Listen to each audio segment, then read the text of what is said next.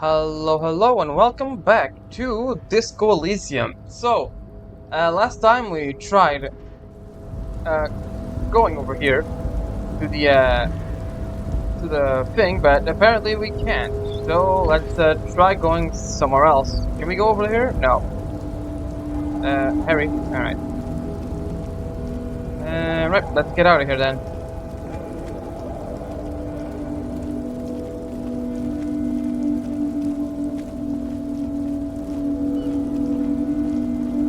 Also, another thing I did a little bit of research, and yeah, there is no specific time limit. They will say something about time, but it's fine most of the time, from what I understand it. So yeah, that's actually pretty good, honestly. I suck with time management stuff. Um, yep, that's basically it. Let's see if there's anything here. What is this? This Post Lavatorie mail collection box has been heavily vandalized with graffito. A closer inspection reveals 2 bullet holes in the front. Good mail delivery box. Didn't expect that actual animation. That's kind of funny. The box seems happy. Eat shit pig, fucked by the coon, and St. G with a crown have been scribbled on it. Jenny is a whore, and best set mailbox also. Been there. Mail collection box. I feel you, mail collection The box. mail collection box seems cathartic. Thank Oh, you, nice. Ethan. So do you. You shudder. Then you... Okay, nice. This is a bookstore. Hello, sir. Step right in. The store is open. Hello. A young girl with chubby red cheeks waves at you, smiling. Her nose is also red from the coat. Hello. Are you interested in a new and exciting book? She stomps her feet to feel warmer. What kind of stories is this anyway? It's a bookstore, Store is this anyway? sir. We sell books, postcards, and some board games. It's called Crime, Romance, and Biographies of Famous People. Whoa, whoa, whoa, whoa. Hold your horses, little girl. Don't be ridiculous. I know all You're these fooling things. nobody. Don't you sass Sir. me. Are you okay? You've been standing here silently for a while now. It's okay if I ask you some questions. Okay, sir. I'll try to answer any questions you have. I hope they're about books. What's your name? My name is Annette, sir. My mum, her name is Plaisance. She owns the store. She's inside minding the register or organising the stock. The girl gazes at the window, then suddenly jolts, her eyes wide as if recalling something. Feel free to step in and browse our wares. And you're standing here in the cold because... I'm signalling that the store is open. Otherwise, people might not know. They'd miss out on the crime, romance, and biographies of famous people. I think a simple "oh, we're open" sign would A suffice. sudden gush of wind turns the pages of the books on the counters. She covers her face, smiling. But she's cold. You're cold. Can I help you in some way? Kind of you to offer, sir. She doesn't know what else to say. What could you do to help her anyway?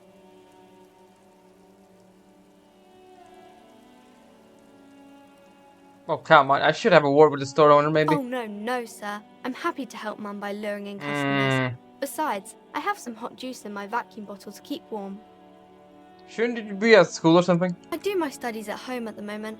I have to help Mum keep this place running. What is school anyway? School? Well, mine is a big yellow building on Boogie Street, and the people there run it. They say it's a charity. Isn't school more important than this? I know I understand why she's doing it, probably.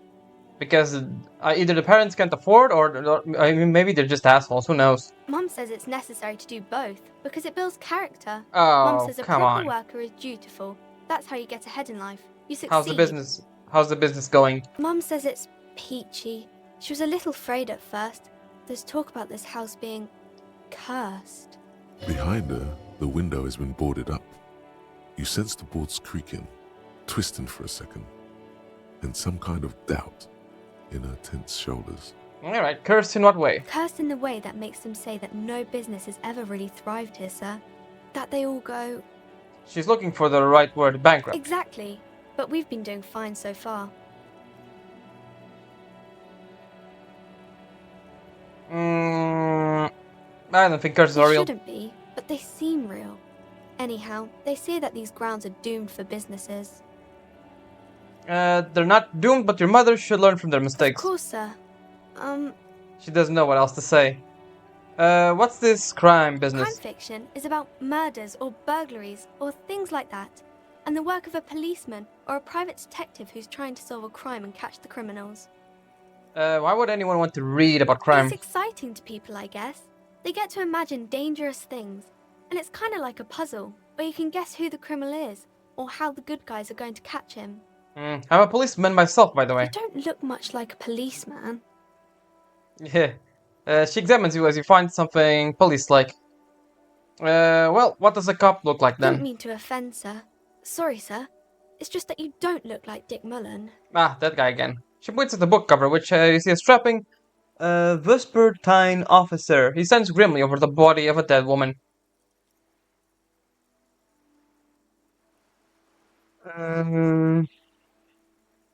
Not your body that's important. The police course is always your. Okay.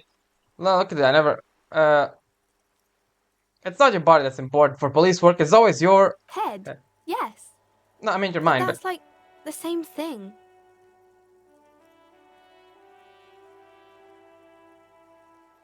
That's not to break her heart yet. There's the mind, then there's the mind. If you catch my drift. Not really, sir. Ah, man, you're really gonna be an asshole to the kid. Yes, sir. He's just a fictional character. I understand. He's no match for you. Okay, she's making fun of us. Maybe you can show me some real police work, sir. Like in the books. Okay, I'm going to do something right now. Let's wait a bit. Let's see if we can It's the get type more. of book where there's a rich lady and she has to choose between the good man and the bad man. She smiles as though perhaps imagining herself in that Or situation. there could be a story about a poor lady getting a rich man. It's about man and lady business, sir. Mm,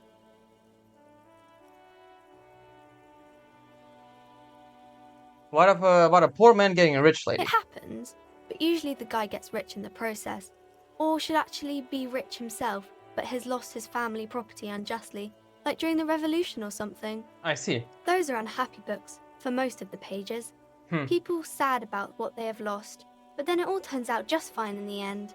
What about when both of the men are bad? These are not very common. You can't have a choice between bad and bad. Nobody wants to read a story like that. You'd be surprised, kid. What if it was written really well? Well, maybe then it's fine. Maybe if the lady then decides not to pick either, because she doesn't need a bad man. Yes, that would be interesting. What about when everyone's poor? I've read a book kind of like this, where both the man and the woman were poor. Yeah, it was actually kind of sweet in a That's way. really not a proper romance story. That's more like everyday life. Sometimes you have to write about real life things. Not in romance books, sir. These are about nice and pretty people, and everyone is happy in the end. Yeah, I guess you could say. Let me see if I can remember the name of the book. Oh man, it's Portuguese literature. Oh man, I do remember it. It was fuck, I can't remember the name of it. But yeah, it was basically a contrast between the love of the king and queen and the love of two peasants. I do remember that was one of the themes, the comparison between those two loves. It was, quite liked it. I liked it a lot. Oh my god, I think it was Acid Kadosh, maybe? Ah, fuck, let me see.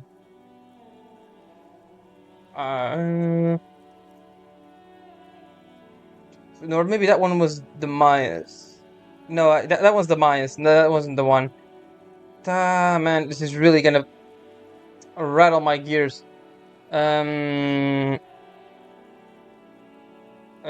Portuguese literature. Where is the name? See this?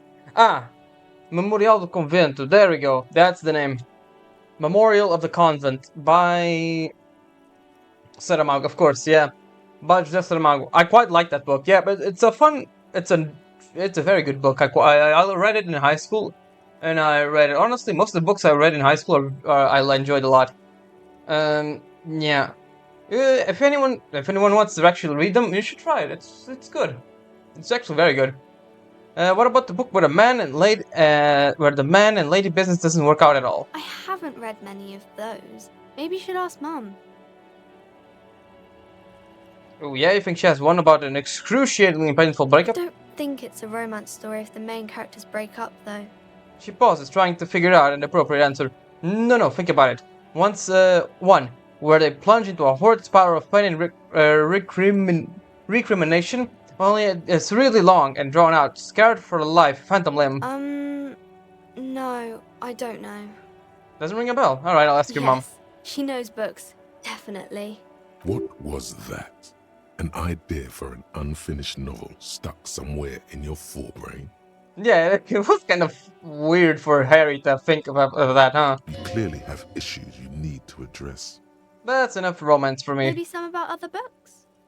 Who are these famous people? Oh, kings and queens and generals of old, or artists and writers, or musicians, those kinds of people. There's usually something extraordinary about them. Okay. I think that's why people read them, to find the secrets of their fame.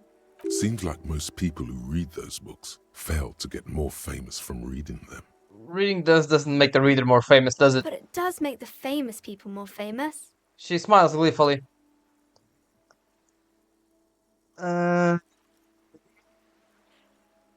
These famous people sound like a bunch of dorks. Annette's expression remains ever so helpful, but she doesn't say anything.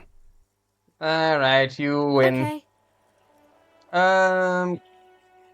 That's fine. Alright, let's try this one. The girl Hey, we did keeps it. her hands folded, hidden. Why is that? Hey, why do you keep your hands What folded? do you mean, sir? She looks wary. She knows where this is going. You don't need to be worried. I'm here to help. She looks around anxiously. Her hands remain folded in front of her. She doesn't want to show them. The lieutenant stands by, looking at the two of you with little interest. A facade of true professionalism. He is far more intrigued by the situation than his poise reveals. It's okay. She brings out her reddened hands, her nails frayed, nearly chewed down to the flesh. Oh, yeah, it's like me. I bite my nails too. It's a nervous tick. I never actually... I had it since, like, I was a kid. I never actually, got rid of it. I tried once, but it really couldn't. I'd shoot. You know those, like, nail polishes that taste really bad when you try to put them on? Yeah, I tried that. I'd shoot through that anyways. It really didn't matter. You bite your nails. And you knew this from me keeping my hands folded? There are other hints. Well, that proves nothing. Anyone could do an easy deduction like that. Her eyes flash with defiance. She's not impressed. She actually is impressed. This is more like a defensive reflex. Want more? I bet I can figure out why you bite your nails. I got a few reasons in mind. She nods, half provocative, half enthusiastic.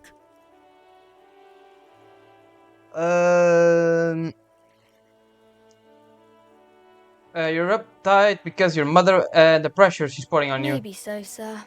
Okay, I know it's a bad habit, and I shouldn't. And either way, another ace deduction by the #1 detective in It's town. okay, sir. She still got the rebellious streak. Good on you, kid. There's more that can be achieved here. Ask her to do the same. You think so? Fine, do better. Deduce something about me. You're quite sober. She snaps back quickly. The lieutenant does not flinch at the comment. He does not flinch even a single bit. He is intensely not flinching. It takes effort. How do you know I'm usually not? Because you usually aren't. I'm also sad my head hurts. I'm sorry, sir. I hope things get better soon. She looks you in the eye and gleams of sympathy on her face. There she stands, swaying on her feet, assaulted by the early spring breeze. She smiles at you. The whole situation suddenly feels familiar, somehow. What are we missing here? Why does it feel familiar? Oh, did Harry had a kid? Is that it? What are we missing here? Why does this feel familiar? Because you know each other. She's been talking to you so openly because you've talked before. Hang on, you know me? We've met before. Yes, I stand in in this spot all the time. She sways her feet back and forth. You've been running around all week without your shirt on, sir, apologising to everyone. I don't really understand what you've done wrong. Did I ever talk to you? Of course, you've stopped by a few times. You certainly look better than the last time I saw you. Thanks, I'm trying. Yeah, I can see. You don't have party eyes anymore. Party eyes. Yes, of course. That makes sense. I'm not surprised children have seen you running around with party eyes on, he thinks. Not Okay. at all. What are party eyes? You know, like a cat in the dark, all big and wide-eyed. It certainly looks odd on a man. The swiveling eyes of a loony drug addict.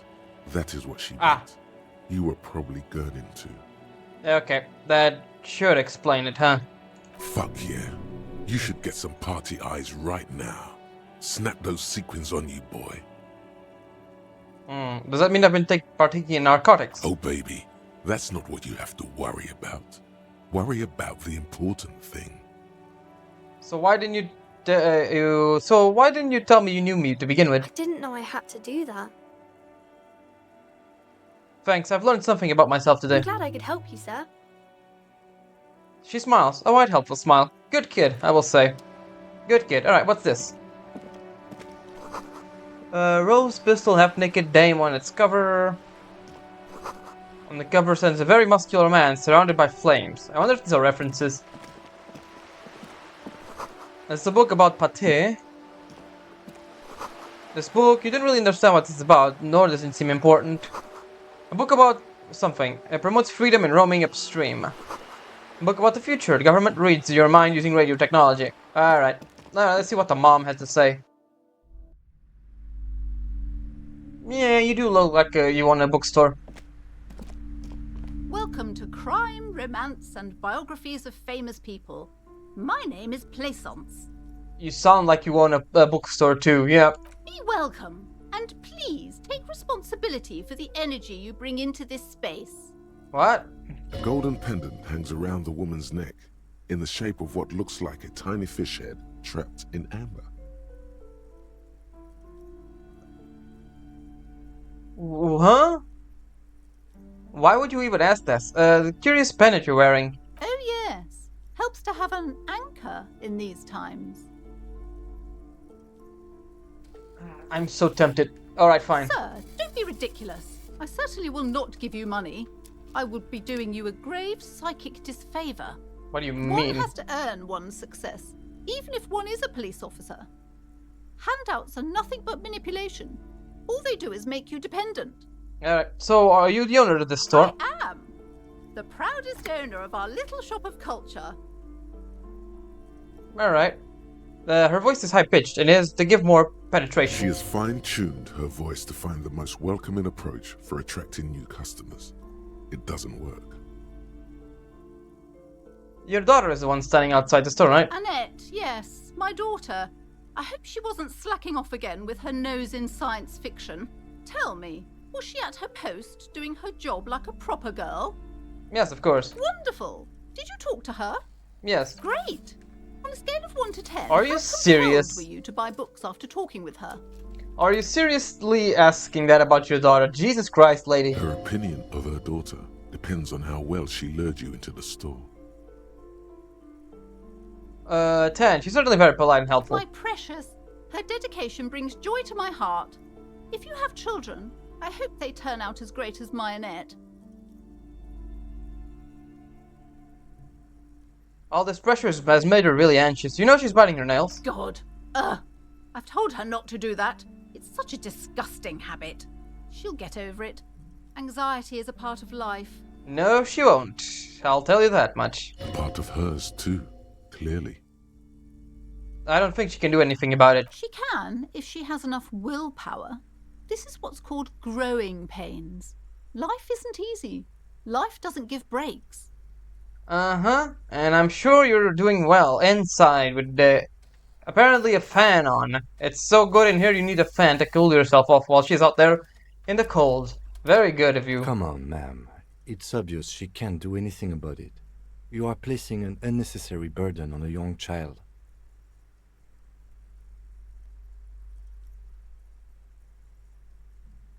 What you're doing is wrong. Even I know that. I don't usually know She anything. stands stiff and severe, silently fuming. 10 or so seconds pass without change. This is a person coming to terms with a new reality, one where they are wrong. It's not easy. Oh no. Hold on. I need to invite her inside and apologize. She must be freezing out there. The way you said that, I don't know if you're being sincere or not. There. I don't know what to say to you.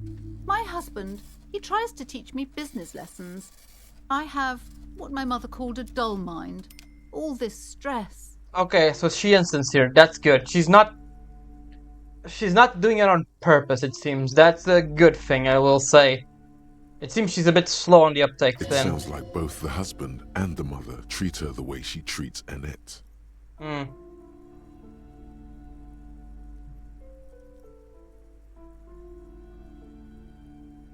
You're like Annette to your husband and your mother. Oh, well, my mother was horrible, of course. Absolutely perverse energies around that person. But my husband, I think you're just blind to his defects. My husband is completely different, of course. Is your husband Annette's father? yes, my husband is a successful entrepreneur east of the river. If only he were more involved in the business we're running up here. No matter. Soon we'll both be off for Grand Couronne. And your husband's also involved with the bookstore? He made the initial investment. Since then, he's been what you might call a silent partner. Mm-hmm. Is she an only child? Yes, I'm afraid so. A real treat she is. It would be nice if she had... No, we couldn't have afforded more children, really. Not in this economy. Why not? We're quite busy people, you know, my husband and I. Quite busy. Children are a lot of work. You don't look like a father, so I don't expect you to understand. Is that gonna trigger some memories in I'm him? sorry. I'm sure you do understand. She told me she doesn't go to school anymore. She's been too busy helping me here. So she studied at home this trimester. This is a temporary solution, of course. It's a dumb solution, but whatever. I assure you, I of all people understand the importance of education. She will be back in school the moment the store takes off.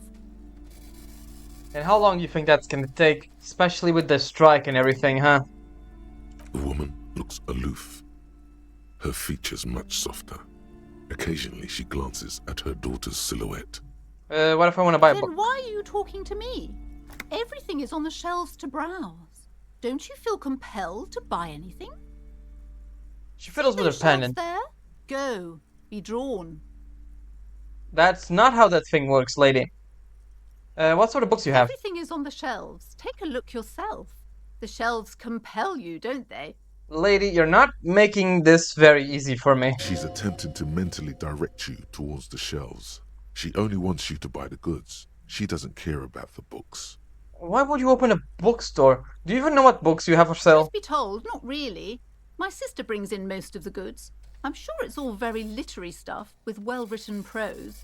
But you don't learn about the important things in life from fabricated stories. Wait, shouldn't a storekeeper know about her I wares? provide a valuable service. As long as people buy books, I'm fine. Oh my god, lady, you don't know anything about her running a store. Jesus Christ. That's basically like if a vegetable vendor didn't know you need to cycle the vegetables or some shit. What? They honestly didn't do inventory. Jesus Christ. Where do you learn about the important things then? The truth is available if you just know where to look. And you have to open and free your mind to understand. Oh my god, this poor child. Alright, I'll She take a look. smiles and nods. I'm out of here. Jesus. Alright, kid, I made you a solid here. I'm sorry, sir. I can't talk right now. I'm very busy with my homework. I have so much homework now. You just can't win. Out of the rain and into the gutter. What are you doing now? Math. It's really difficult. Like, really. They say you need it to get rich. Better than standing outside in the cold, I guess. I understand, girl. I also hate math. And I'm doing an engineering major, so fucking hell, I know. Not a major, how do you call him in English? I don't know. I'm not course. You know what I mean. I'm doing engineering in the college. So yeah, I get it. Oh, I found something while you were away. What is it? I thought this would fit you. Like, thanks for helping out. Not me. The city, I mean. Like a detective does. A detective hat. Yes, just like the one Dick Mullen wears all the time. You'll look way more serious with that. Yeah, that's Right, sweet. I have to get back to my homework now. Before Mum notices. Man, this is hard. She looks back at an infernal scribbling under her nose. Oh, nice. We got a actual hat. Nice. We got smarter by using it. Okay, that's funny. Nice. Don't we look good? Okay, let me see Hi, chest. Ace Detective. Are you here for more books? Okay, that's nice. That's sweet. She actually comments on that. A small mountain of colorful board game boxes. There are numerous types of games for all ages. A lot of shelf space seems to be taken up by Wirral-related merchandise. Look for the pile of that An thing. endless variety of source books, lore books, and codices litter the table. The topmost book is titled Welkin Compendium, 2nd edition. There's also a large hardbound tome with intricate cover art, The Hunters of Katawak, Boreal Creature Compendium, and a Pick Your Path adventure game book titled Tales of Wirral. Books in a board game section? Who wants to read books? Alright, anything that really catches my eye? There's a box that says Wirral, 3rd edition mega setting supplements module. The side panel notes, a fantastique adventure board game, new maps and miniatures. A sticker on it displays 25 real. Well, I don't have that kind of money right now, so that's fine. Alright, that's gonna be it. I'm out of here. Well, I got a cool hat. That's good enough for me. That was a plus on my for me at least. Oh, there's a guy over there. Let's see what this does. Coin-operated viewer has been banged in inoperable. Hey, what's up, guys? Anything good? No, you're playing something. Life doesn't need to be a struggle. He covers his mouth with the to hide a burp. I'll be with you in a moment, officer. Let me just finish my sandwich. Talk to Angry Hard René first. Okay. Hey, buddy, how's it going? Have you no shame? Whining about your back every time you bring out the measuring tape. Huh? René, you're a man with a fork in a world of soup. Please, let's just try to enjoy the game, alright? This one's chewing on his sandwich. I'm trying to, but you keep breaking my concentration. You're old.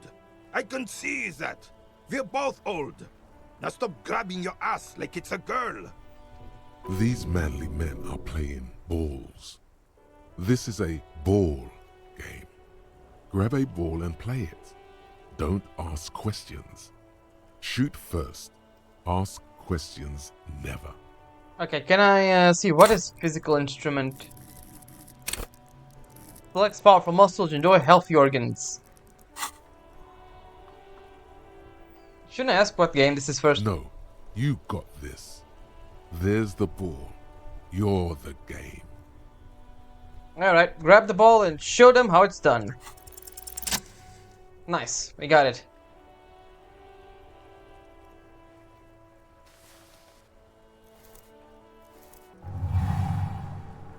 You are immediately surprised by the ball's lack of weight. No matter, you'll make it work. Taking the A surroundings. chilly breeze ruffles your hair as you stand there, feet firmly planted. All sounds, smells, even the wind, everything fades until the only thing left is the union of man and ball.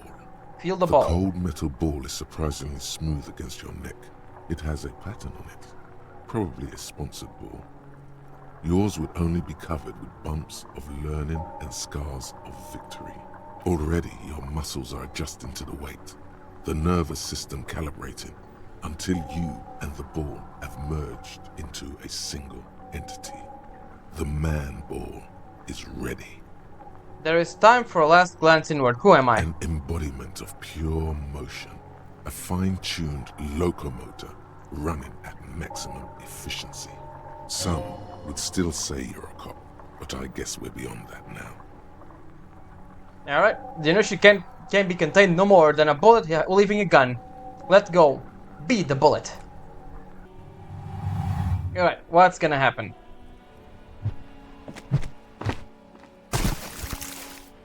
Really? That's the game? Just throw the ball into the ocean? Merde! Bordel de merde! What the hell is your problem? Not a weak right tricep, that's for I sure. don't care if you are a cop. You do not just ruin someone's game. It's so goddamn disrespectful.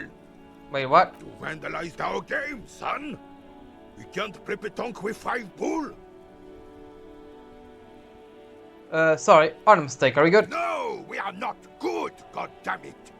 We want our bull back. Take it easy, René. This is just a misunderstanding, isn't it, officer? No harm done. Of course there's harm done, you orange slug. You owe us a goddamn bull. Okay, I'll try to fix this. Good.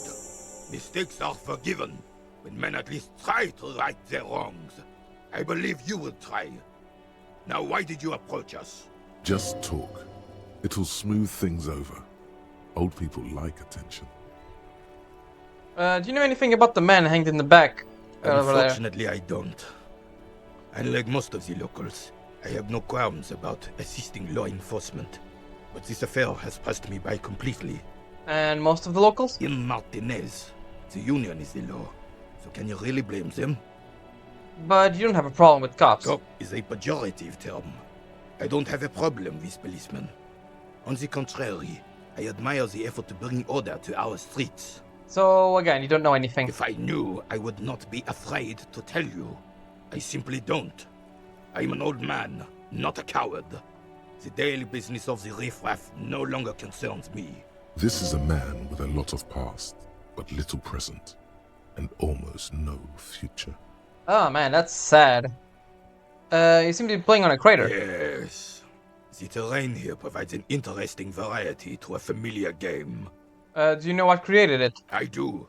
Fire from heavy artillery. Okay, it's a crater left by artillery fire, but why? Why what? Why was heavy artillery used? Because that's what happens when communards hijack your country, execute your supreme leadership, and turn your capital into a slaughterhouse. You use heavy ordnance to clean up your home. Who's the commandant? Commies, communists, socialists, anarchists, Okay. call them what you like. They just chose the name to feel special. Senseless sentimentality. Did you use artillery fire against them? Sadly, no. It was the foreigners who brought them to their knees. We fought valiantly. Too valiantly. So valiantly we got licked. Should have fought dirty, like they did with their suicide sex cult propaganda and mad anarchist women strapped to shrapnel bombs. We didn't though, and we lacked caliber. God bless him, but the suzerain's cannons simply weren't big enough. Why shell them here in Martinez? Because this place is a damn beachhead. Had to soften the commies up first. The beachhead? Yes. The military coordinated amphibious landing to take back Revachol. I see. He finds your lack of historic knowledge troubling, a sign of mental deterioration in the preceding generations. Martinez was used as one of the 3 footholds in Revachol during Operation Deathblow in 08. The other 2 are off in Stella Maris and the Delta.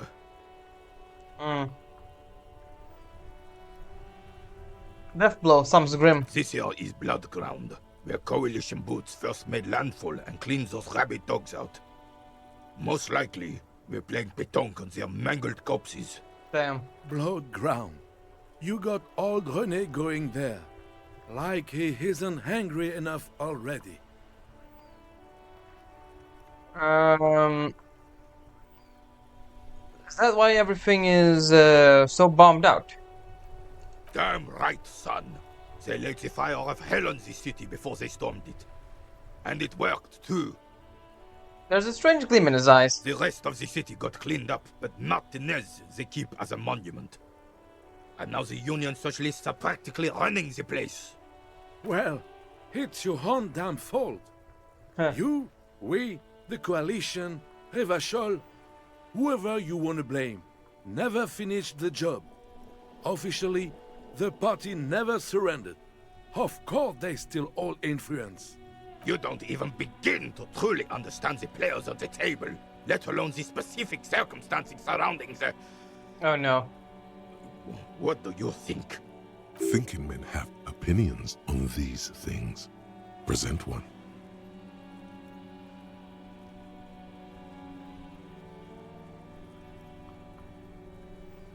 Alright, let's see what we got. That's how it should be. Soft socialists paving the way for the hard working class to take over.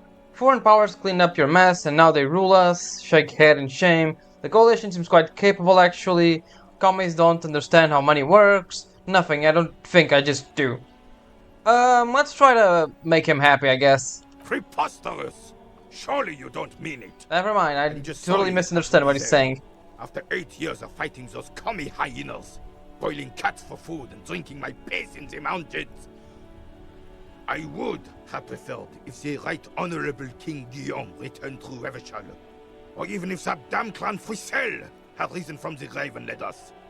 Sadly, that was not the case. Okay, no, I completely misunderstand what the hell we're saying here. This royal failure weighs heavily on him.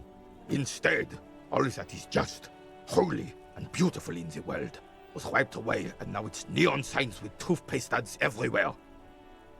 Foreign influence peddling garbage and stupid music on the radio. This is just what the commies wanted. This was their plan all along. This is what they wanted to replace the role of the suzerain with. You mentioned Guillaume? A true king in both blood and mind led Revachol before Frissel. He would have been better, but the damn commies drove him into exile. Who is this Frissel? Damn Frissel.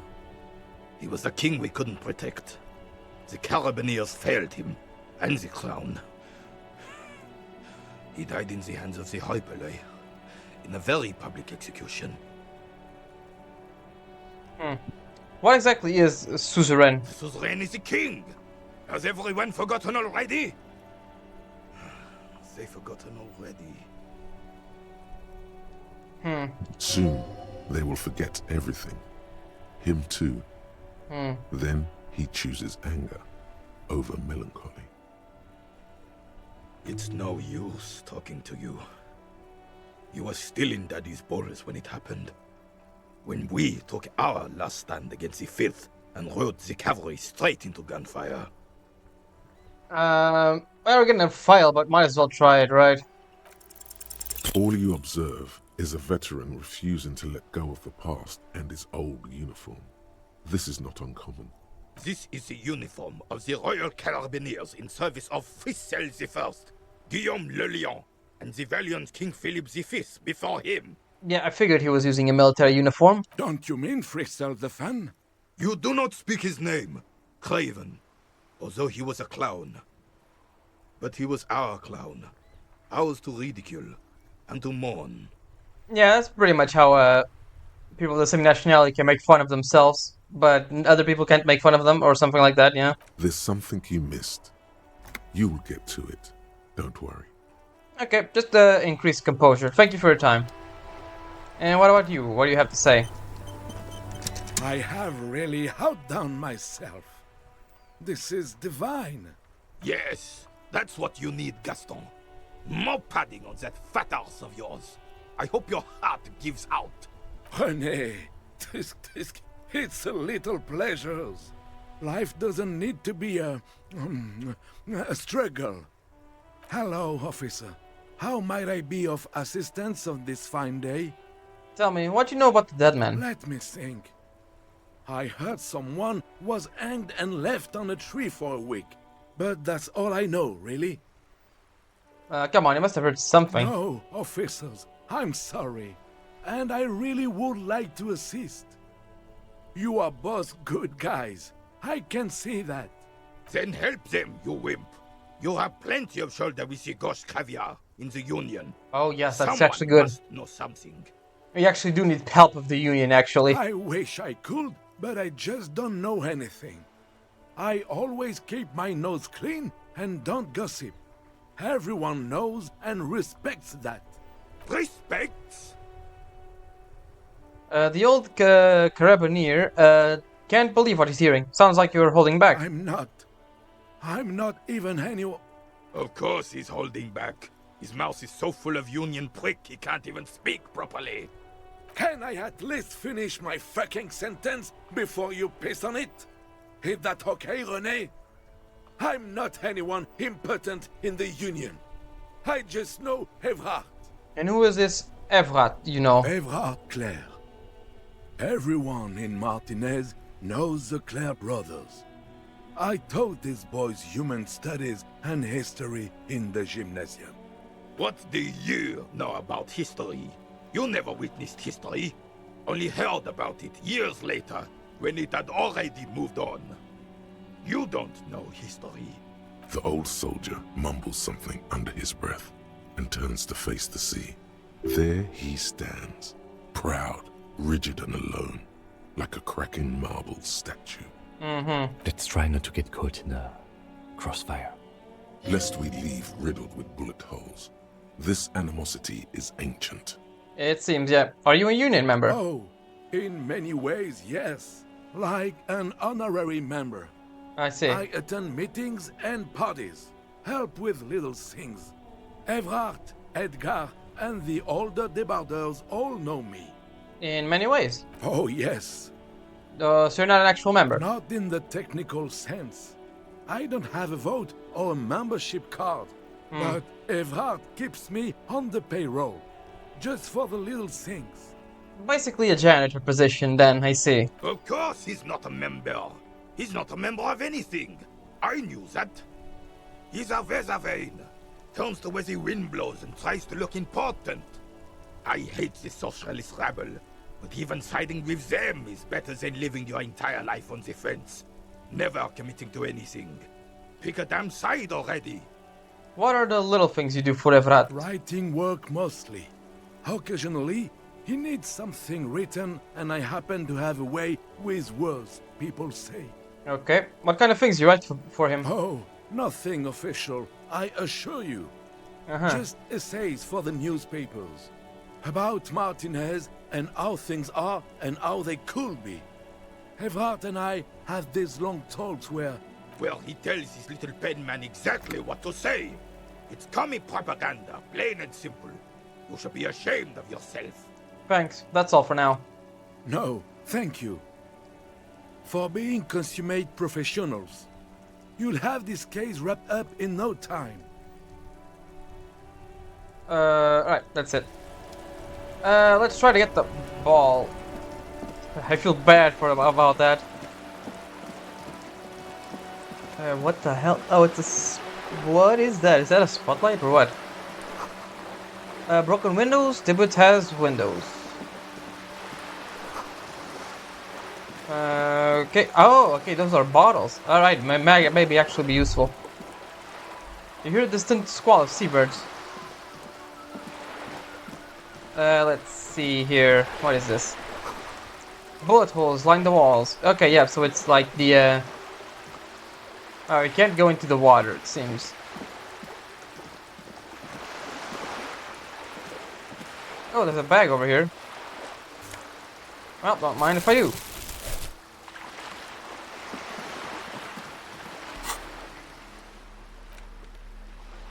Yeah, nice, nice, nice. Let's go collect the bottles. This coin-operated viewer is facing southwest. Its coin slot is full of fossilized bubblegum, rendering the machine permanently inaccessible. Poor little viewer. The metal feels cold and wet under your palm. It looks unhygienic. Look inside. A thick layer of graffito covers the lenses. You spell out the word Onuk written on the other side, with N and C scribbled backwards. Shift your focus on the background. Under the graffito, a sea of blues and greys appear. Behind the water lies a coast studded with concrete and reeds. On it, a church on stilts, lanky weather-worn wooden planks, an X-shaped cross topping its tower. You know this to be the Star of Pericanasis, or... Oh, I know. The central symbol of the Pericanassian Church, a star, a great moral height to be strived towards. Okay. The church looks old and weather-worn. There are no lights in the windows. Vandalism, shake your head. Probably some kids. A simple but clever solution to ruin in a coin-operated viewer. It took ingenuity. Alright, let me see. Can we use this? Oh, now we can. Okay. We need to hold it on our hand. Where is it? There it is. Oh, is that money? What is money doing here? Oh no, those are just bottles. Better than nothing, I will say. What about this? This coin-operated viewer is facing south. The instruction manual says to insert 25 centimes and pull the handle while looking inside. Then use the focus knob to zoom in if necessary. I don't want to waste I don't want to waste any money at this point.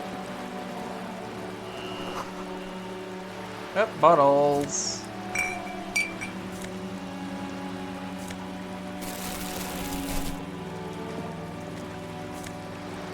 I do wonder if this has a limit how many bottles I can take. What does this say? Yep, over there. Alright, and what about this? Enormous bulls, were we ever a real man?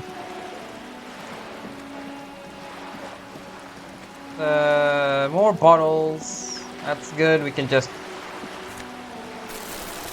What is this? Okay.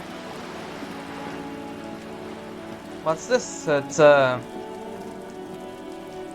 wall. This is a wall on the side of an apartment building. Why am I looking at this wall? You have no clue. It's just a wall. So many walls all over Martinez. Weather-worn, cracked, their paint peeling. Okay. Oh, hey, it's the kid. We went around. Oh, nice.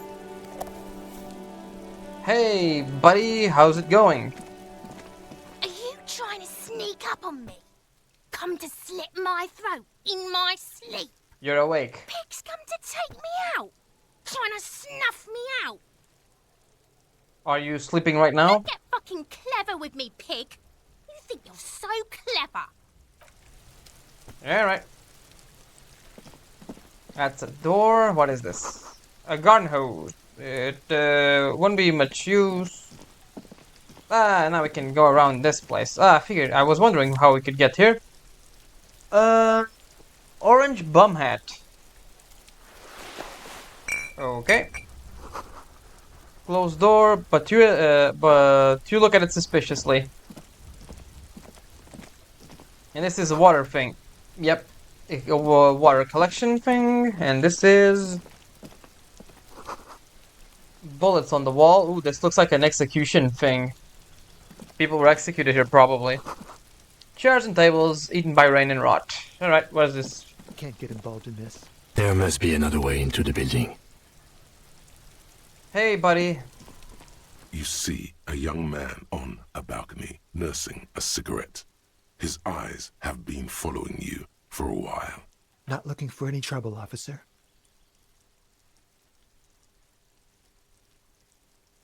No trouble for me. I just want to know what's going on here. I don't want to be seen talking to the gendarmerie, if that's okay. I just want to finish my cigarette. Don't let him go. This could be your witness. The balcony has a great view of the whole thing. It does. Actually, the gendarmerie really needs to talk Is to you. it really that important? You're probably a witness, Like so yeah. a nervous cat, he keeps stealing looks at the neighboring windows. All right, but make it quick. Once I finish this cigarette, I have to run. Looks like you got a good view of the whirling backyards. Can you tell me anything about the hanging? I'd even go so far as to say that the view is a little too good, my dear gendarme. Do you have an estimate of when the body will be taken away? We will remove the body as soon as possible. Now tell us, where were you last Sunday? Oh. You already asked me that, didn't you? Did I? No, not you. Some more muscular type. And when did you speak to this more muscular gentleman? The lieutenant takes his little blue notebook and writes something down. Last week? I don't know. Look.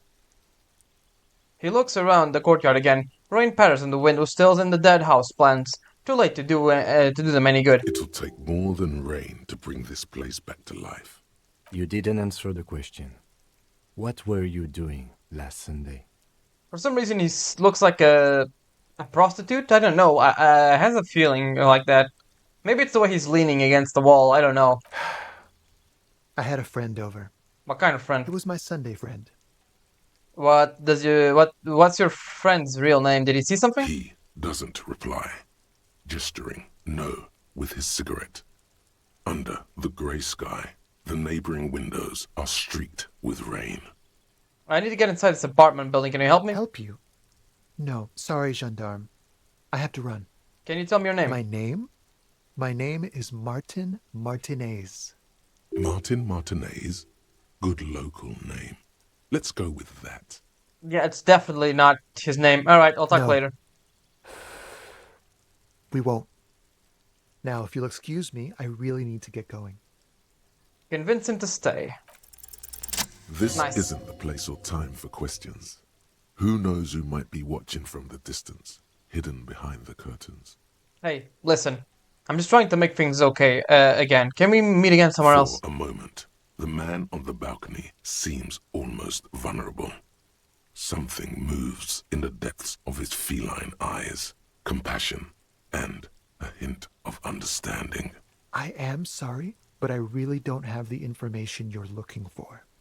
His voice is soft and deliberate. With a flick of his wrist, he sends a cigarette butt sailing over the rail. But, hold on. What's that? For a split second, his hand lingers, as though gesturing towards a stone placed right next to the front door. It's a sign. Nice. Good luck with the investigation. He walks away. Nice. Good on you, man. You actually did clever things, actually. Very clever. He's gone. We should run after him, see where he went. No point in running. Tenements like these often have multiple exits. If he doesn't want to talk to us, then he'll know how to hide himself. Okay, you're right. We probably didn't have any important He to could save be a anyways. witness. Him or his Sunday friend. Either way, we need to look into that muscular type who's asking about our case. Yeah. He did leave us a sign. Did you see that? He He draw. wanted to draw our Okay. attention to that stone right over there. The lieutenant nods towards a small rock on the soggy patch of If we grass. find a way inside the building, we can ask around for his apartment. Alright, there's probably a key here. A stone, like any other, lying in a whirl of sleet and mud. Maybe there's something under it. There's a key beneath it, rusty from the dirt. This must be for the front door. Pity he doesn't have the apartment number on it. This building has many apartments, and the man can be in any of them. How are we going to find the right one? We'll just have to go in and see. Alright. In we go. We are... man, I have a feeling I'm gonna have to sleep under the bridge today. Eviction notices and missing pets are plastered on top of each other. Box filled with cleaning chemicals. And... okay. Glasses. I'll take those.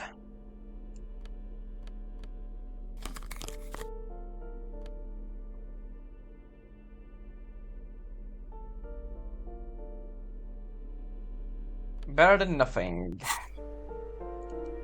Honestly, I don't think authority is all that useful here. An old shoe rack, boots, sneakers, and old slippers. Did the kid tell us what apartment his dad was in?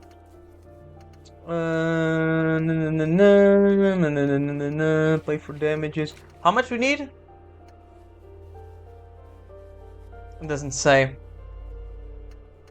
Track down badge, trash.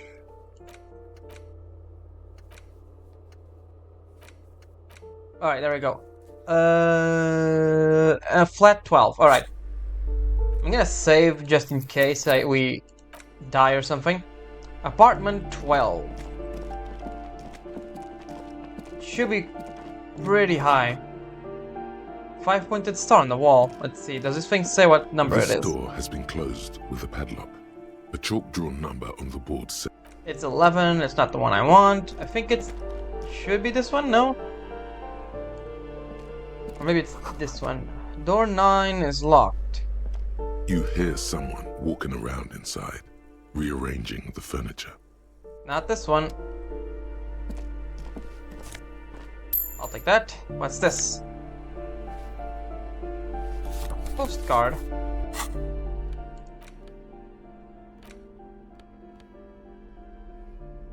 Huh. That's no. A cleaning lady number after. Okay, let me see if it's another one of these. That one's the 11, right? That's kind of a odd. Wait. What? That isn't just a 5-pointed star.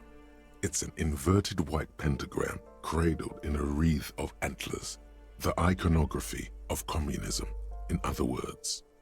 Look out, Kim. There are communists around I here. keep my armistice handy, detective. He doesn't actually reach for his gun.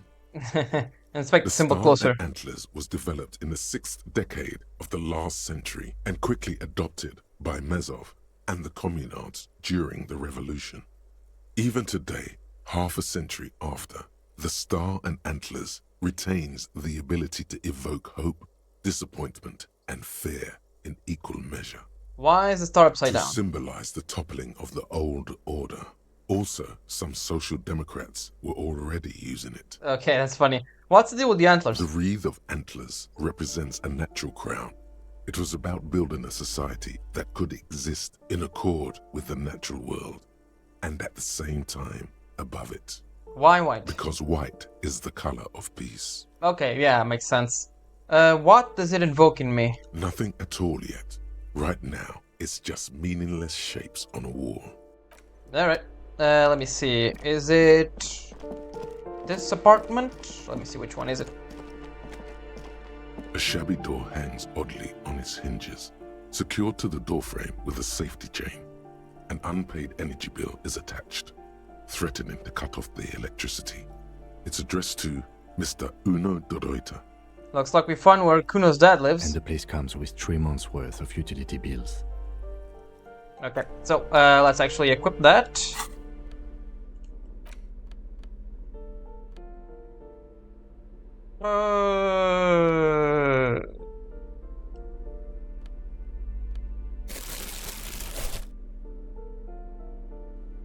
And there we go. A shabby door hangs oddly. Actually, I'm gonna save just in case. You never know. A shabby door hangs oddly on its hinges. Snip. The cutter goes through them like dead leaves. The links fall to the ground on the other side of the door. I know there's no stopping you, but let's at least make this quick.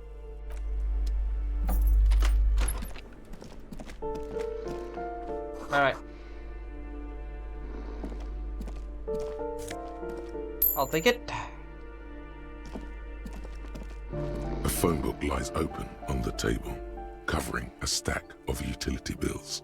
Right next to it, in plain sight, sits a small bottle of amphetamine, conveniently equipped with a straw.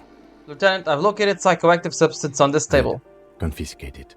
The minuscule amount of amphetamine doesn't interest the lieutenant in the slightest. He listens instead to something in the other room. Take the speed from the You table. pocket the bottle as if it were the most natural thing in the world. What's going on in the next room then? The air stirred with something sour.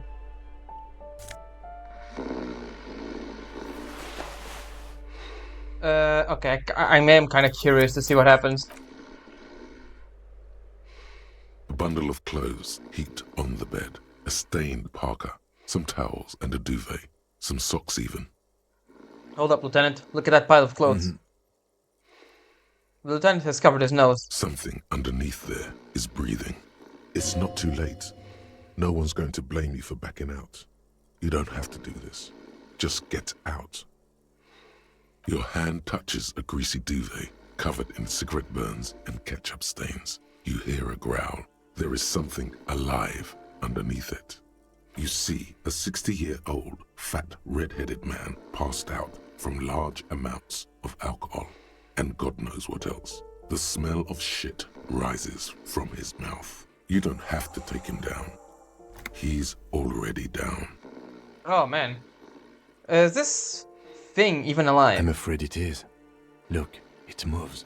He points at a fleshy lump sticking out from the other end of the blanket. The limbs seem to be twitching from time to time. A groan rises from the man's throat, dry like a death rattle. He's trying to say something in his sleep. Let's try it. The man groans once again, but his tongue keeps failing him. It's impossible to make out the syllables. A hand emerges from the blankets, trying to gesticulate something. And then it dawns upon you, clear and surreal. Pigs, he says. He's trying to call you pigs. You're awake. He's awake. His hand falls back on the bed, limp and defeated. A loud snore escapes his mouth. He's asleep again. At least he got to say his piece. Is this Kuno's father was saying? Judging by the color of his hair, I would say yes, it is. The lieutenant's right.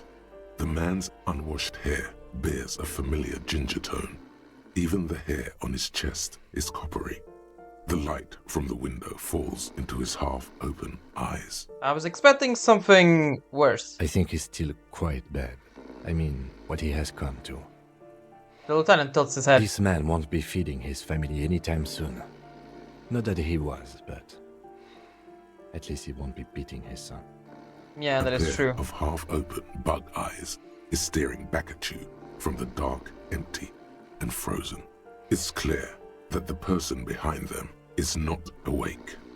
Hold on, what happened to his eyes? Can't you tell? It happens to exceptionally committed substance abusers. They fall asleep with their eyelids still open. Not a pretty sight. This is serious damage. I'm not sure he's not dead. Suddenly, the man starts growling. 3 words manage to escape his mouth along with the strong stench of alcohol. He's trying to communicate. Maybe we should help him somehow? What is there to do? We could turn him on his side so he doesn't choke on his own vomit. But he's already on his side. Excellent form. We could take him to Remedy or Saint-Baptiste, but he doesn't have money for medical services. The almshouse would turn him down. They don't do charity for people who are trying to kill themselves. Besides, he'll be dead in a few. The lieutenant stops listening to himself. The pile of blankets grunts miserably. Alright, let's get out of here.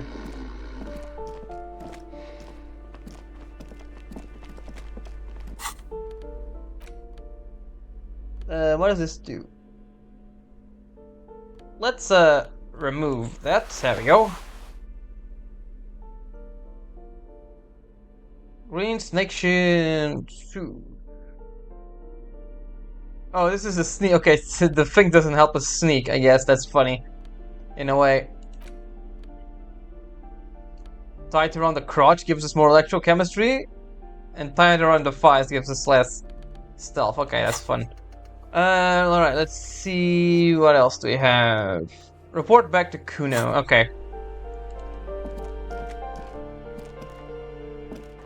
I don't want to give him the drugs though. Right. Oh wait, that's the balcony. That's not the exit, damn it. Pull cigarette butts and electric wires.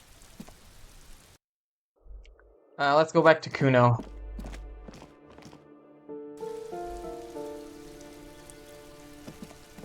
Let me see. Can we just quickly? No, we can't. We have to go around. Okay. There are a few boxes over there. Let me see what's there. Now let me see what's over here first. Let's see, motorbike. Cape Side apartment. What's this? Oh. Hey, up here, Piggo. Yeah? The streets will flow red once more. A great torrent. rushing down Rue de Esperance. You wait and see. The ghost has it at the sailboat by the The pier. streets will not flow red with anything. Who are you? I'm Cindy the fucking Skull. What else do you want to know? Date of birth, blood type, the last time I was tested for Hep C. Let's start with your blood type and go from there. Where? Accosting a minor? Listen to your partner, pigman. Keep your grubby hooves off little old ladies. Despite the attitude, she puts the brush aside. She's grown frustrated with her work and welcomes the opportunity to challenge authority in other ways. You keep looking off to the side. What are you looking at? The lieutenant furrows his brow at another one of your eccentricisms.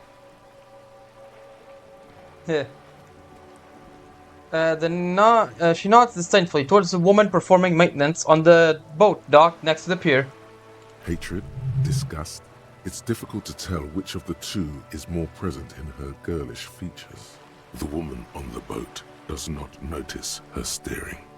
That is on her. Someone's got to keep an eye on her. Ozon is an archipelago 2 days' travel away from Rivershore. Its moneyed residents, used to posh restaurants and upscale boutiques, rarely have reason to visit Martinez. Okay, who's she? Probably the Wild Pines rep. We should talk to her. She's a professional negotiator, though. I have the feeling she will be very cooperative while telling us nothing. Okay, understandable. You should take the lead. Ask her unexpected questions, you know? Do your thing. Don't be afraid to get a bit wacky. Throwing her off is our best bet. Alright. Good idea, piggies. Run along now. Fuck her shit up good. Impound that boat while you're at it. I'd like to watch her swim back to Ozon. What are you doing to the wall? Can't you tell? I'm painting a beautiful mural, an aereo graffitio visible from low orbit. I haven't really started it yet. I'm waiting for the right words. So you don't know what to write? Have you ever tried your hand at graffitio? When faced with a blank wall, most people write unimaginative stuff, like pigs go home and Mono is here. Yep, that is true. We saw that a We bit. rarely see pigs round here, though. Just union cards.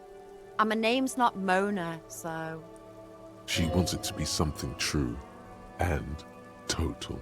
Why are you so committed to defacing the building? This place is severely lacking in havoc. Not even the occasional trash can fire to break up the tedium. I thought I'd mix it up, you know. Summon the forces of crime and social chaos with a wall-sized invitation. I have an opinion on this. Want to hear it? Yeah? I love public art. Don't mind us. Keep doing what you're doing. Thanks. I'm sure the inspiration will come to me now that I have an official RCM stamp of approval. You've lessened her desire to deface the building. Of course. Do you know anything about the murder? I ain't no snitch, pigstein. Go forth and forage in someone else's shit. No shortage of squealers in these parts. Actually, there is a shortage of people who talk to us in a normal, calm, informative manner. We weren't put on this earth to make your life pleasant, fucko. Alright, see you later, Cindy. Watch your back, ungulate. You've got eyes on you. Yeah, I figured. Alright, we guess we could talk to that woman and then end it for now. What do we have here? Right, this thing. Weird half-light. Official Larry pose. 1+ for suggestion. What is the jacket? It gives us more of that. This is a jacket, right? Yeah, it's a jacket. Alright, let's see what do we have here. More magnesium. That's nice. This is... docking reserved. Oh, was reserved for residents. Hey there. A striking woman leans against the cabin top of her sailing boat, smiling as you approach. Her green raincoat glistens with droplets. A silk scarf is tied around her throat. Good afternoon, officers. I'm Joyce. She extends her hand in greeting. Joyce L. Messier. I represent the board of Wild Pines, the owners of the harbour. You gentlemen must be from the RCM. What exactly is the RCM? I remember hearing that from somewhere. I meant you, the Revachol Citizens Militia, the police. What does the L stand for? Peyton, my maiden name. What gave us Nothing, away? honestly. I've said it to every drunk in town, and you're the first one who's responded. Relax. She meant it in jest. Shake her I'm hand. glad to see you here. Her grip is tight and cold. Like steel. There is strength there. If she wanted, she could sink her nails deep into your skin. Ouch. I was dispatched to handle a strike, not a lynching. Anything I can do to assist the RCM in this matter, I will. Gladly. She's a representative of the company, then. That is good to hear, madame. My colleague will take the lead on this interview. I should let you know that he is recovering from an unusual medical episode. Very unusual. But I can assure you of his ultimate competency. How interesting. I wish you a swift recovery. In the meanwhile, you have my full cooperation, and the full cooperation of the Wild Pines group. It's hard to get a read on her precise disposition, but she appears helpful. You're on a boat. Why, yes I am. Does she have a name? The boat? No. It is called Cordelati 19, because that's the type of sloop it is. Boring. You have to give the ship a name, man. The word "it" feels strange. Such a beautiful boat deserves a proper name. Cool, but your boat really needs a name. Okay. How about Cordelati 19? Why? She taps on the side of the boat and makes a hollow sound. Because it was manufactured in Revachol East by a company called Cordelati, and its hull is 19 paces long. How about sleek fish? What? Because it's sleek and fish-like. I think I'll stick with the factory name. But thank you. What kind of boat is it? It's a pleasure craft. A 19-pacer. It also happens to be rated for Category 1 racing. Though these days I mainly use it for business. Oh, so you race. Interesting. How do you like it? My sloop? I like it a lot. It's the eel's hips, baby. I'm enjoying this part of the interview. It has so little to do with the murder we're investigating. I really do, the lieutenant thinks. Is she thrown off yet? He's looking at the woman, assessing her. Not a lot of people on boats here, are there? Of course there are. We're on an archipelago. How else are you supposed to get around? There is a pinch of defensiveness in her voice, but it is playful. Wait, we're on an archipelago? Yes, we are. We are on Le Caillou. Caillou, I thought we were in Revachol. We are. And the city of Revachol is on the island of Le Caillou. Still haven't seen anyone sail a boat around here. I haven't seen anyone else drive a souped-up Capri Kenema motor carriage either. Actually, that motor carriage has been specially issued to serve as a patrol and pursuit vehicle. It's for crossing long distances in the greater Revachol industrial harbor. It's not a toy. Neither is this. A toy, I mean. It's a machine for crossing long distances in the Bay of Revachol, between Do you the have a city license for and this the boat? islands. Officer, I assure you I'm a highly qualified pleasure craft operator. You don't have a The license. crowns of her teeth are porcelain, white as the boat's hull as she smiles. Her nonchalance might be related to something called the Wayfarer Act, a law that says she doesn't need a license. Sly fox, you're not aggressive enough to harass her further on this. Alright. Good.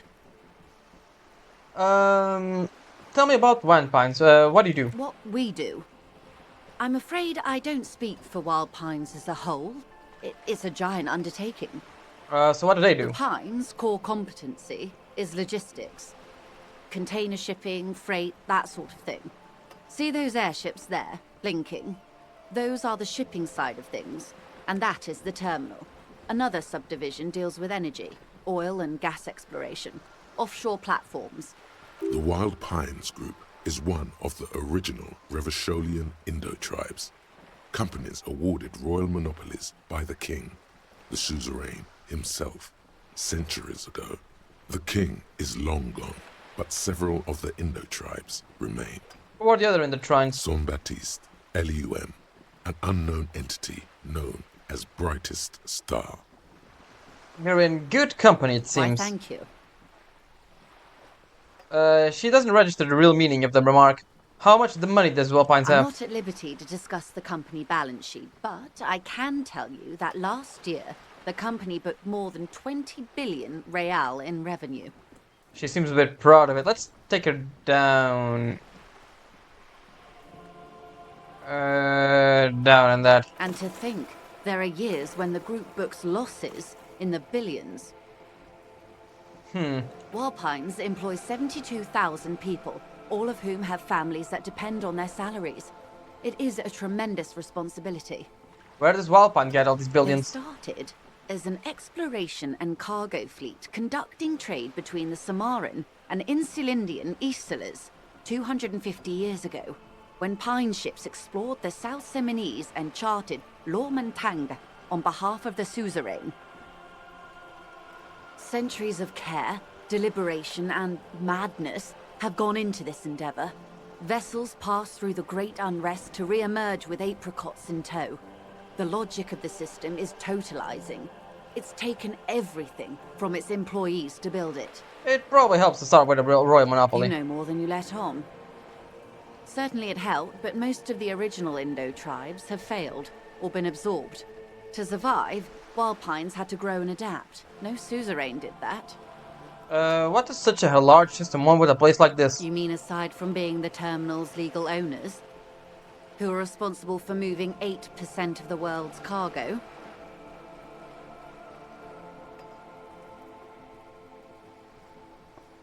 8% of all cargo in the world, that's quite the endeavor There indeed. are no minor cogs in the system. Each terminal must be accounted for, lest the entire system break. Every hiccup in such a system means thousands lose their jobs, the world over. I'm here to assure that doesn't happen. Alright, give me a second. What is this?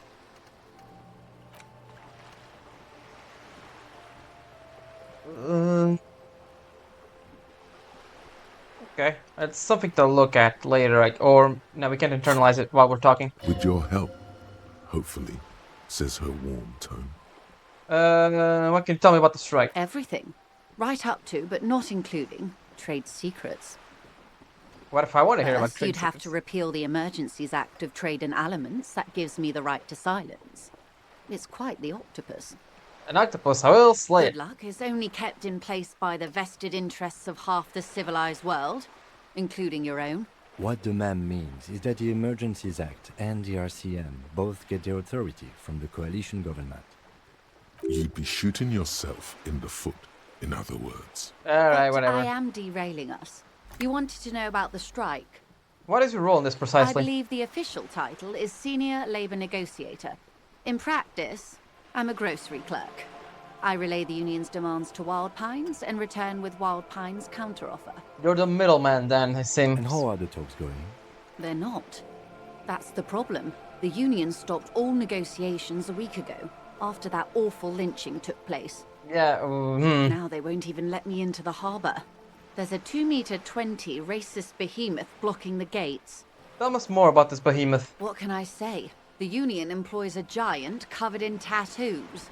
A racist giant. I guess that's part of their big tent organization now. Tattoos, huh? Alright. How were the talks before the lynching? Let's say I was not making the kind of progress I'd hoped for when I first arrived. And when did you first arrive? I arrived 3 weeks ago. Okay. Yes, in the middle of February. The bay was still partially frozen then. I prefer to do these things on site, like the RCM.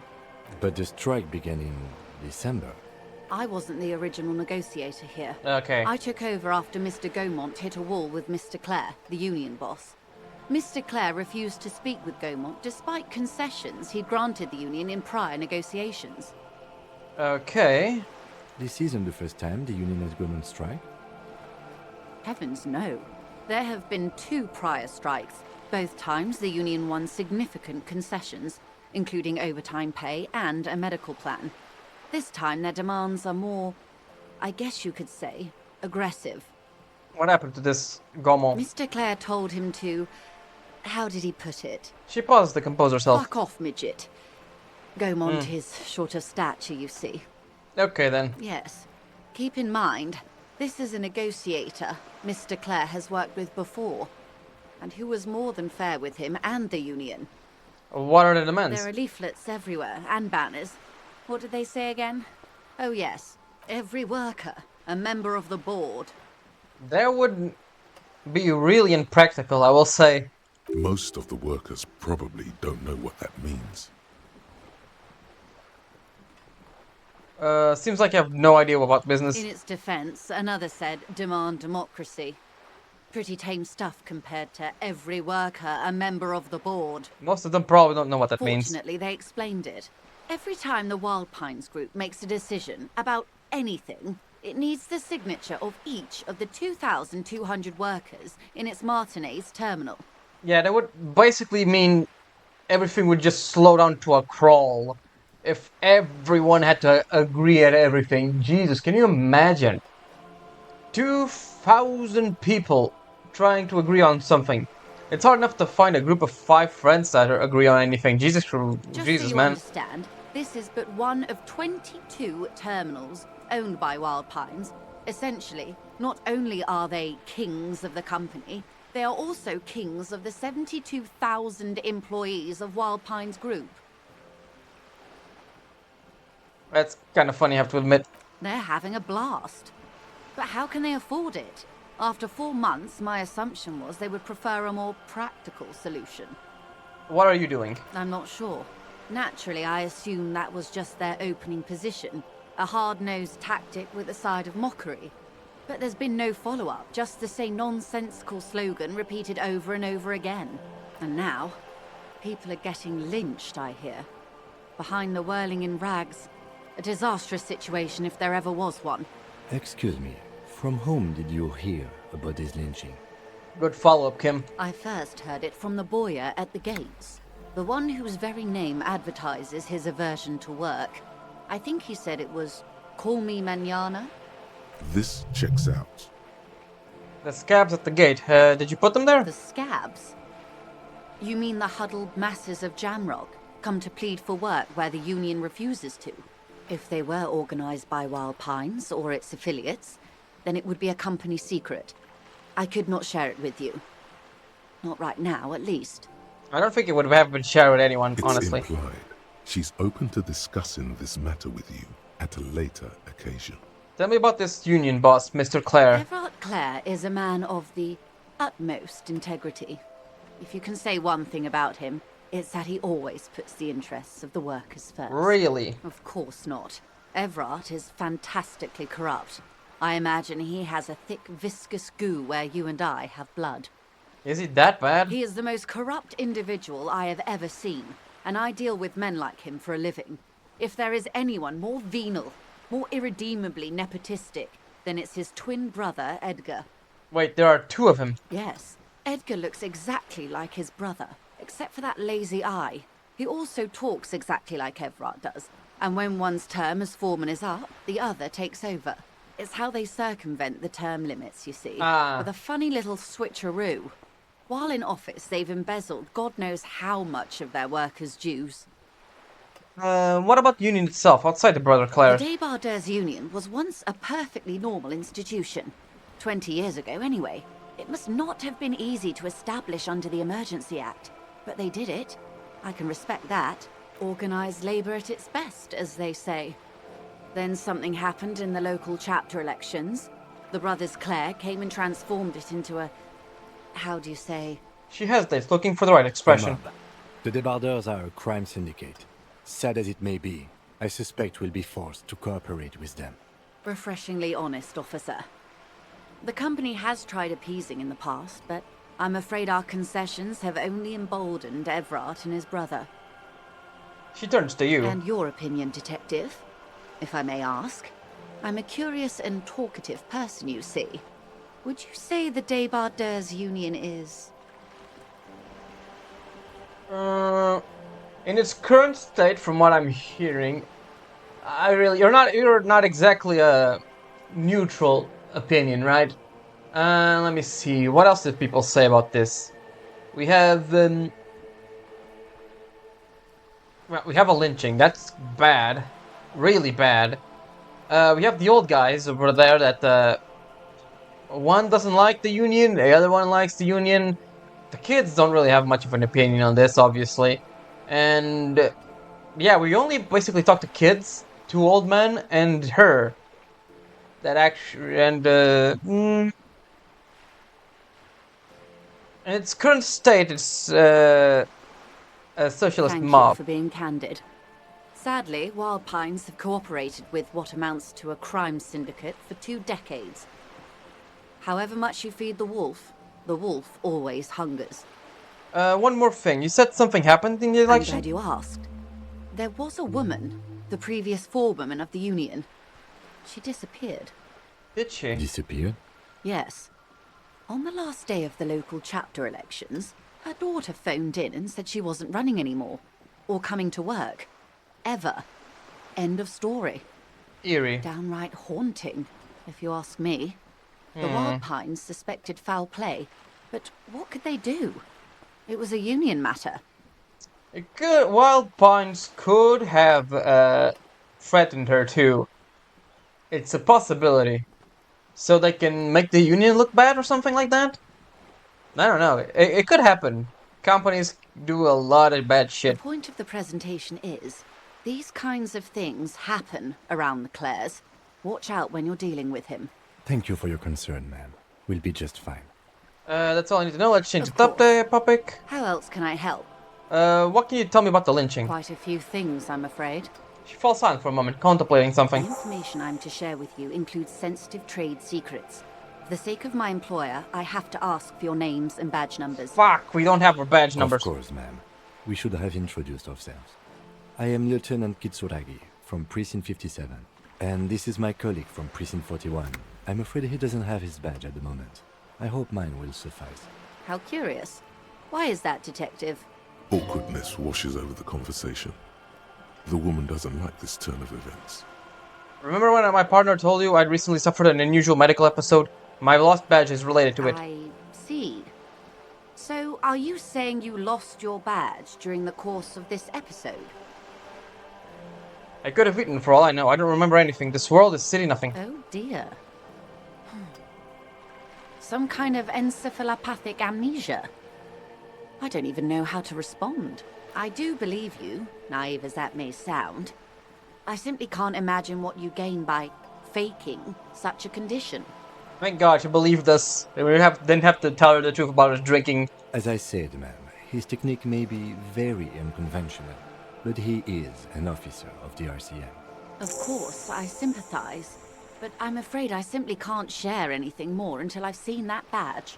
Damn it. Hang on. She's a professional negotiator. She should be open to some sort of mutually beneficial arrangement. How do I negotiate my way out of this? So we got 1+ for sympathy. Feelings Fuck. will guide the way. How do we have that little? God damn it. But madam, I need to know about this lynching. It's very important to me. It's a case I'm I solving. assure you, it is no small matter for me either. We all share the responsibility for disarming this situation. I hope you have a badge for me as soon as possible. You don't understand. It's not a side case for me. It's my main thing. Trust me, officer, I am fully committed to resolving this impasse. This isn't some side gig for me. Yeah, you have so much else. I have only this. Entirely in my She's silent. The wind flaps the sail above her. This boat, for example, and a home somewhere. I only have this case. Officer, The carbon fiber hull creaks. I don't remember anything except this lynching. There's only this coast and this lynching. you know, I don't mean to sound cold, but if you want something, you have to give something back. More than just guilt. You're doing it. Despite your own best efforts, you're still getting in. Somehow. I'll be frank with you. If I'm going to break protocol, I need to be able to justify it to my superiors. They're going to want to see something tangible. Like what? The Union is conducting drug trade out of Oh, the that's harbour. easy. I have it right It's here. an open secret in Martinez. Surely it must not come as a complete surprise to the RCM either. Perhaps it's time to look into it. Or you can find your badge, which honestly seems like a lost cause. Detective, a word in private before we continue. Excuse us for a moment, madam. This is not going quite as I hoped it would, Detective. How do you hope it would go? Honestly, I was expecting you to use your unorthodox technique to keep her off balance, and not volunteer us to be her henchmen. So we're henchmen now. This woman is running circles around us. She might have known about your misplaced badge all along, or she's simply an adept improviser. Either way, we've played straight into her hands. He doesn't let it show, but there is a limit to how much the consequences of your unprofessional behavior can cost the investigation. Sorry, for putting this situation, I'll handle I'm it. sure you will, detective. What do you propose? We don't investigate drug trafficking? No. If there is reasonable suspicion, we must investigate. Otherwise, she could claim we are siding with the Union, or that we are on their take. We'd never hear the end of it. What I propose is, we ask her, then we investigate, briefly. But do not share the outcome of this investigation with her. We tell her it's done, and demand for her information on the lynching. Okay, we could just, find my badge. Oh, that would be fantastic, but do we have the time? The world is large, and your badge is 8 by 6 centimeters. The situation might have changed drastically by the time you locate it. Time is of the essence. You could request a new one from the station, but that would literally take months. Let's go back to her then. You're back. Good. What can I help you with? Tell me about this alleged drug trafficking. It's quite straightforward. Someone is using Terminal B to smuggle raw ingredients from the Samaran Isola into Revachol with the Union's blessing. Wild Pines has suspected it for years. Ingredients for what, ma'am? Meth and dextroamphetamine, GBL, and various synthetic psychedelics. Honestly, it might be quicker to say what you can't make from the stuff. Let me get this straight. The materials come from Samara to Revachol through the terminal? Yes. After they clear the terminal, we lose track. The actual production is taking place at various sites in and around Jamrock Quarter, north of here. Wild Pine seems to be well apprised of the local drug trade, ma'am. Do you mean to say the Union also produces the product? Sells drugs, I mean? We're in logistics. It's our business to know. And no. As far as the company knows, the Union does not produce it. They transport the ingredients for a cut. You want us to investigate? Yes, but you won't get anything out of Evrat and the Dock Workers Union. Still. She raises her bony every finger. chain has its weak link. The handoff. The motor lorries at the roundabout. The lorries. Precisely. Someone needs to move the ingredients from the harbour into the city. Once they reach Jamrock, they're distributed to a network of local manufacturers well beyond our grasp. But in transit, they're vulnerable. Perhaps you've noticed that a number of lorries are tangled in a traffic jam at the roundabout just now. Interview the drivers who are still hanging about. One of them might be waiting for a crucial shipment. I'll be explicit. If you find this driver, I will share company secrets with you. Why didn't you come to the RCM earlier? I did. On more than one occasion. Apparently, there's some sort of inter-precinct Of course there disagreement is. about whose jurisdiction this area falls under. We know the company has launched its own probe into the Union's alleged involvement. We also know it's come up empty. It's not just the RCM. No one's been able to find any hard evidence. Well, here's your chance, officers. It's no coincidence the lorries are stranded here like that, is it? No. We asked East Motor Track to raise the drawbridge. The road company is a partner of one of our subsidiaries. However, this is a limited time opportunity. Once the complaint has been processed by the Trade Committee, they'll have no choice but to lower the drawbridge, and the operation will continue. Thousands of litres of raw ingredients will pour onto the streets of Revachol. Not the east across the river, but the west. The vulnerable. The weary. Well, at least this solves one mystery. What is that, Lieutenant? Why I had to call East Motor Track and beg them to open a drawbridge for me. I'd wondered since I first drove in, on my motor carriage. I am sorry for the inconvenience, Lieutenant Kisaragi, but we need them trapped here. This is a unique opportunity. I'm sure you understand. What proof do you have that the Union's How involved? do you think they're financing this strike? There are thousands of unpaid dock workers going strong for the 4th month straight. It is a little odd, yeah. There was a shakedown of local businesses preceding the strike.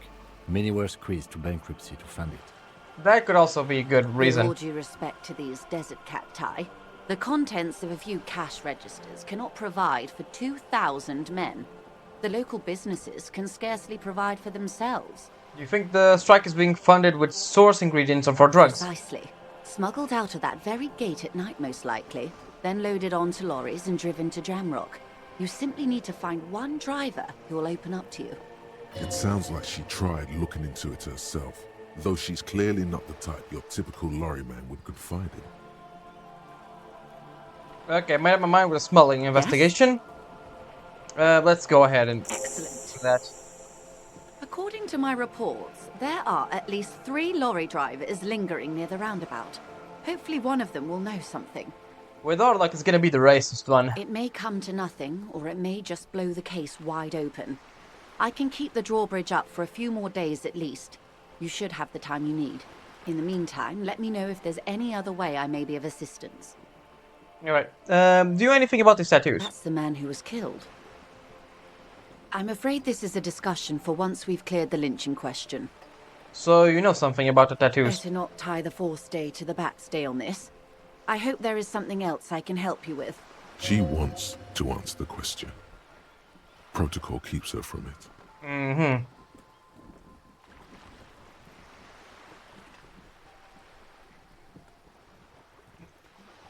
This reality. It's related to that medical episode. I have trouble remembering even the most basic terms of reality. Yes, the episode. Sounds like an acute case of encephalopathy, now that I think of it. Don't be phased, madame. He functions perfectly well. He only needs a lowdown on all of reality. We may be here a while then. Ask away, officer. I'll help however I can. All right, we're in. I know these all look good, but begin with the first, okay? Where are we? We're in Martinez, baby. Baby? A casual term of endearment popular among the 50-plus crowd. It's a disco holdover, pay it no heed. I'm a disco holdover myself. Aren't we all? She refers to your corresponding ages. And what's with the Martinez? Martinez is a district of Revachol. A very small district tucked away near the industrial harbour, north of the 881 and Jamrock. You would be excused for not knowing about it. Unimportant, they say. Forgotten, even. Shelled to smithereens during the Revolution. Tell me more about charms, just not this time of year. Martinez. I'm not a good ambassador. I've only been here once before, as a teenager. Not a lot has changed. There are ruins, a terminal, fishing boats, reeds, boys with boxy shoulders. A brief spike of longing in her upright body, the dots under her eyelids shaped. This place used to be a province, a workers' resort before the city swallowed it and the artillery did its work. The reeds are the real star of the show here now. The further down the coast, the wilder it gets. You were here as a teenager? Yes, I was slumming it with some girlfriends of mine. We had boats and... Don't hold it against me. The boys certainly did not. You mentioned the sea. What sea is it? It's not really a sea, it's the Bay of Revachol. And the bay feeds into the ocean. Okay, we're near the ocean. Yes. We're on an island in an ocean. The world's largest body of water. The Insulindic. This version of the Pacific, then, I guess. Known to the early Revacholians as Les Immensités Bleues, the Blue Immensities. Very creative name. Vast, lukewarm, and unknowable, flowing in and out of sight. What's the name of this island? Caillou, as you already know. Imagine a pebble. A smoothed over pebble amidst a great blue sea, misshapen, cracked. The cracks are the River Esperance. We're in the delta of this river, on the 6th branch, the Martinez distributary. Mm-hmm. It is clear this pebble is of enormous value to her.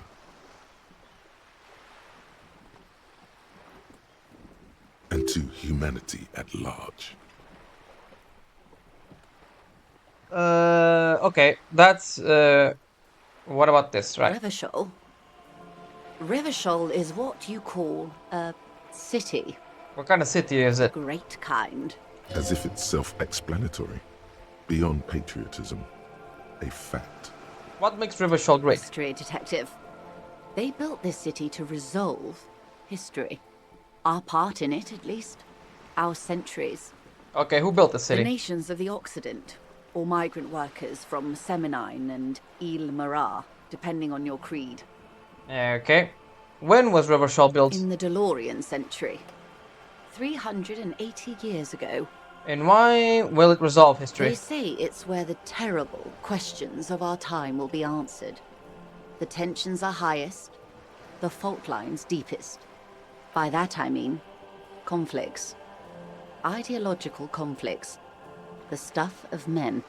Alright, give me a second. Now we actually level... Oh, we can level up mid-conversation. That's kind of neat.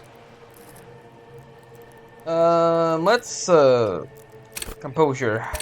There we go.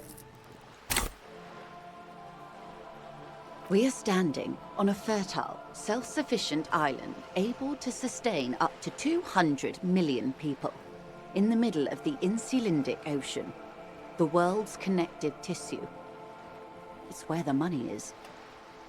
So we're an unimportant part of an important place. I think it's fair to say so. Martinez is about She points across the water where the skyscrapers are. 22 kilometers from the center of the world. That soldering iron is the bank of the world building. The bottom floors are Insiacom. Coalition government, Insulindian Mission Command. Look at the sea. Silence. She lowers her hand.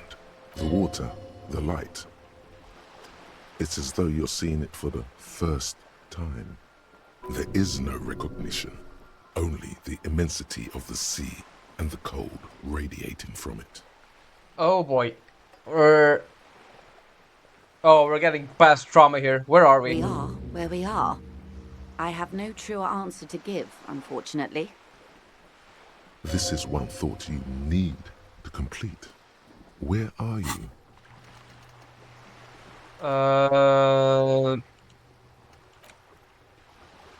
Okay. Was there something else you wanted to know? I remember something about a lowdown. This has been informative. Thank you, man. I'm sure my memory-impaired partner has many more questions to ask, about even more fundamental aspects of reality. Might I suggest not asking them all right now? Messier will be here later too, and tomorrow. Isn't that true, ma'am? Give me a second. Alright, I had to take a call. Absolutely. My commitment here is long-term. You're right, Lieutenant. I'll continue later. It's better not to eat all your candy at once. Indeed. I'm always at your service.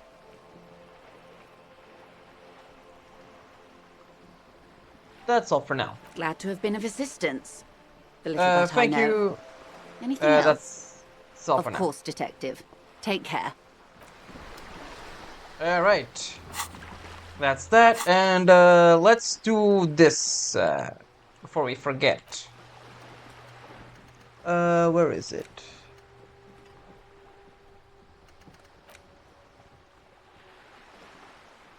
How do we unlock slots?